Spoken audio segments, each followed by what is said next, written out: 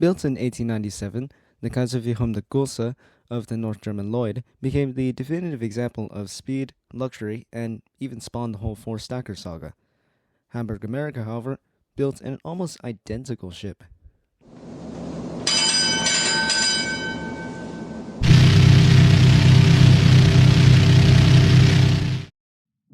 Hapag, in response to North German Lloyd, built the SS Deutschland in 1900, pushed by none other than Albert Ballin, actually, the same person who'd go on to push ahead the Imperator, Vaterland, and Bismarck. Now, anyway, back on topic. The SS Deutschland looked, well, quite similar to the Kaiser Wilhelm Der Grosse. Now, obviously, this immediately postulates the question of why Ballin decided to do this. And although we obviously don't know exactly what was going through his mind, I can kind of assert a theory. Hapag was rather concerned with Kaiser Wilhelm Der Grosse's success, and would really prefer to respond as fast as possible.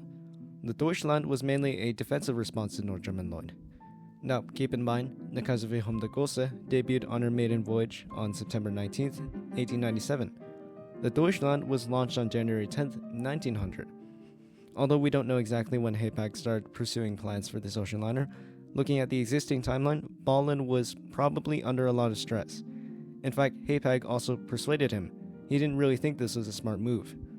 Moreover, they consulted the same shipyard too, the Stettiner Werft. So, think about it. Ballin had a tight schedule, they were consulting the same shipyard that built the Kaiser Wilhelm Der Grosse, and making the ship look similar could possibly give good PR. We kind of had to sympathize a little bit with Hapag here. The ship itself, however, possessed a massive flaw. She was able to capture the blue ribbon, but the vibrations in the stern were unbearable. Now, vibrations in the stern are somewhat normal, though not commonplace occurrences, and other blue ribbon winners, like the Lusitania, also possessed pretty bad cases of this. But from what reports say, it was absolutely horrid when at maximum speed, and she was even given the name Cocktail Shaker. Subsequently, though she could travel at 23 knots, she was eventually limited to significantly slower speeds.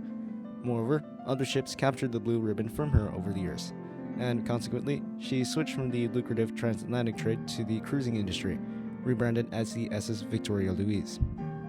During the Great War, she would temporarily serve as an auxiliary cruiser, but because of configuration and other complicated things, the ship would be sidelined instead for the remainder of the war. In 1921, however, she would be rebranded as the SS Hansa and converted to an immigrant ship. And, well, I'll just let the pictures speak for themselves. I won't say anything specific, I'm just going to say it's best described as an elongated SS Eastland. Then, however, in 1925, immigration to the US cooled down because of restrictions placed by the government, and then the ship was subsequently scrapped. A rather unfortunate end for the liner.